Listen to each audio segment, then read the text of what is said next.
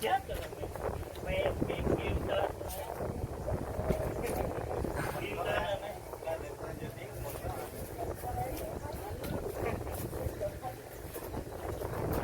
Ê, cho tôi nói câu với vợ tôi không ơi. Nói đi, nói đi. Vợ ơi, hồi lúc trước anh kêu em sắp giờ sắp mới cắt là cắt cái gì nữa nè. Thấy chưa? Thấy cắt chưa? Kim sắp chị hơi không chịu. Nghe ông nói chưa? Em nói chưa? Sắp mới cắt cho ông, bây giờ ông than rồi kìa, thấy chưa? Cái tôi mở lên thấy gì nó tóc con mướt.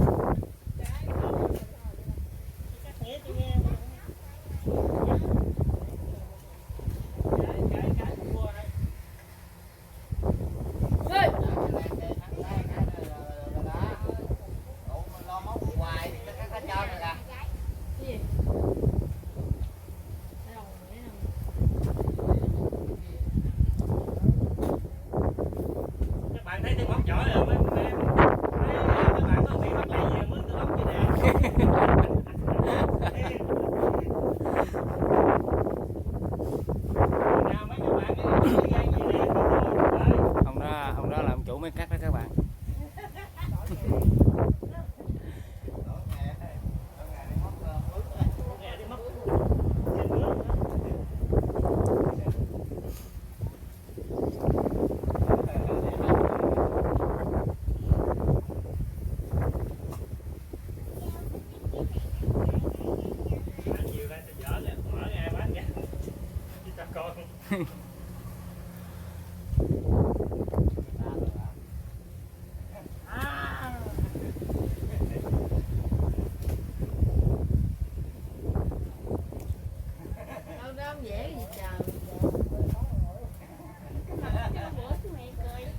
Chào mua thuốc cho uống rồi đó. 2 lần thuốc rồi đó. Nằm trong mặt. Giờ em không còn sức lực gì.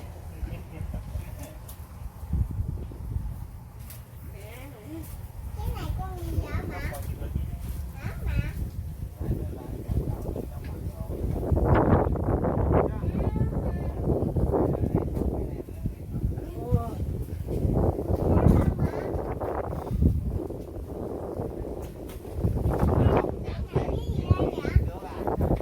Mỹ ta qua ta tắm bùn mới tốn tiền, mấy tôi là tắm thoải mái luôn. Tha hồ tắm luôn.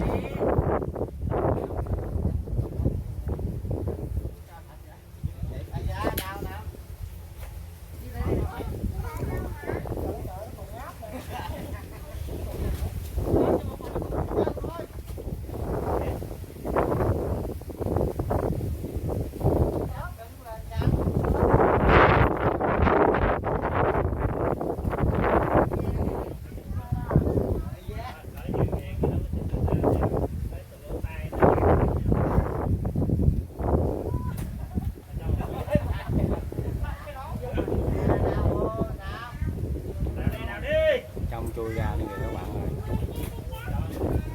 Chỉ có 80.000 chưa xong nè. 80.000 chưa xong nữa.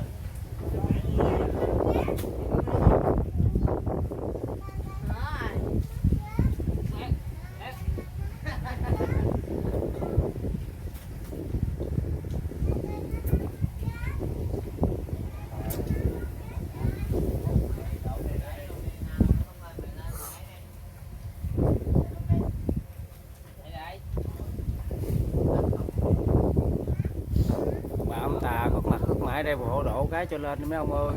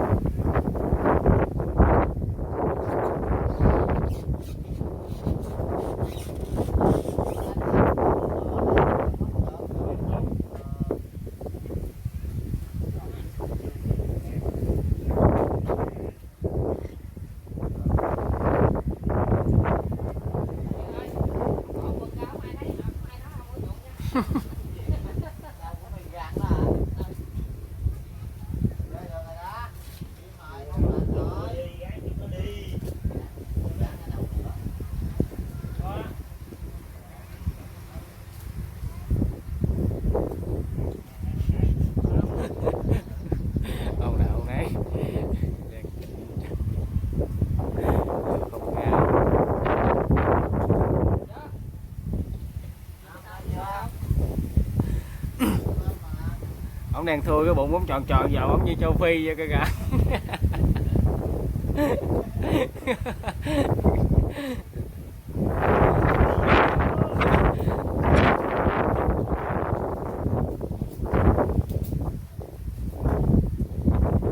Quá tài.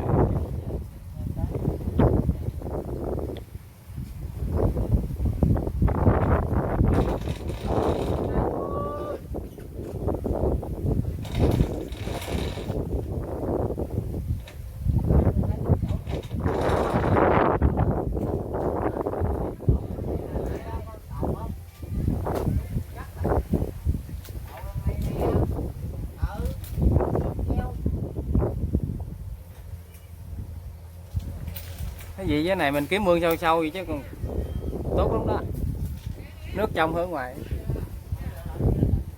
Bởi vậy mấy cái mương á sâu là